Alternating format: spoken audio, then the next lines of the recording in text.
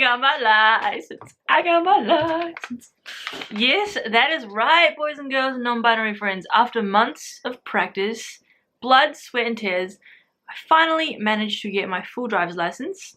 So in today's video, I thought I'd just recount a bit about my experience and give some tips and advice for you all out there who are wanting to do the same thing. Maybe you've got a test booked, maybe you just clicked on this video by accident, I don't know. Today I had my test and it was actually fairly quick and easy. Today's actually a Saturday, so that's like tip number one. Try to book your test on Saturday. Honestly, I would have done this ages ago had I known. You can book the test online or in person, and I would actually suggest going in person because you can get it a lot sooner. Like for example, online or where I did it, there was like a 3-month or 2-month delay. So basically you had to wait at least until I think it was like August or September. But if you go in person, you can literally like book it on the day or that next day. So yeah, first tip, I guess, try and book it on a Saturday if you can.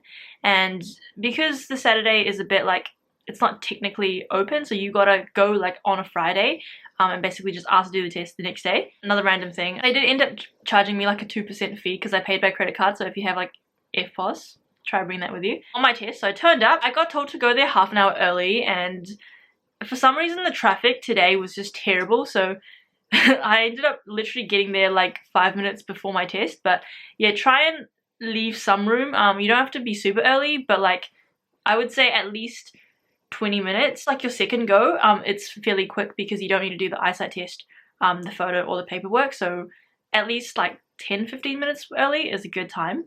So yeah, I got there basically, the instructor came out and they were like called my name, and then I basically just went to the car. So before they do your test, they'll check your lights, your brake lights, and your horn as well. So just make sure that, you know, that's all good to go. Another thing the instructor did, which I think I was actually really lucky, because this time when I got into the car, the instructor basically like gave really good instructions, and they literally said that you're gonna have to point out hazards, and they showed me like on a diagram, like this is what the hazards look like and this is what you need to say.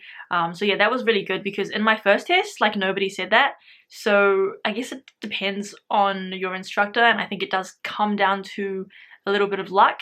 But yeah, just be prepared to point out the hazards as well. That's the one big difference between restricted test and the full license test. Overall, the test was pretty easy. I mean, I had done lots of practice, so I pretty much knew all the routes and like the speed limits and all that. I think being a Saturday, it was a lot easier because there was definitely a lot less traffic. Like for me, I did my test in Highbrook in South Auckland, which is like a very industrial area, and during the week, like Monday to Friday, there's so many cars, there's massive trucks. It makes it a lot harder because, you know, if there's cars parked along the road, like it kind of hinders your vision and you can't really see if there's like oncoming traffic, and you know, it's just more difficult. So that's like my number one tip, is if you can, try and book your test on a Saturday, because it literally makes things so much easier. Overall, my test was pretty smooth because there wasn't many cars. I literally finished in like under 15 minutes. And the only one big mistake that I did was when I was changing lanes, the car behind me, it was like very close, and I shouldn't have really changed lanes that quickly. But I guess I was kind of like nervous, you know, I didn't want to just like wait there for too long, so I kind of just changed lanes. If you are told to change lane, just make sure that it is safe, and don't be afraid to like stay a little bit longer or, you know, because you don't want to do it when it's unsafe. Like I think it's better to take a little bit longer and kind of err on the side of caution. And I guess that's the same thing when it comes to giving way as well. Like if you're not sure, it's always better to wait, because if you go when it's not safe, like that could be an immediate fail. But say you wait a little bit longer, like at most that's going to be a critical error. Overall, my test went really smoothly. Like it was very easy. Like I said, I was a little bit nervous, but I think having a really nice instructor definitely kind of calmed me down. So shout out to him if you're watching this. Probably not, but anyways. So yeah, that was my experience. Honestly, it was very, very chill, very easy. From the people that I've spoken with, the most common ways people fail are, number one is just like not having your car up to scratch. So make sure your registration, your warrant of fitness, all your lights and all that are good. And then number two is like things that are immediate fails. So for example, something that I did, which was really dumb, but I didn't put my handbrake up and I didn't start my car properly. So just make sure that you don't make any like super mistakes like that. Also, flush medians, make sure that you're using them right, and you're indicating when you go out and you don't go in too early. And then also give way is really important. So making sure that you give way to all the traffic. If you're doing like a right turn onto a main road, making sure that you're checking the cars coming in as well, and also just blind spot. Make sure that if you're turning, you go into the right lane and you don't cross into the other lane, if that makes sense.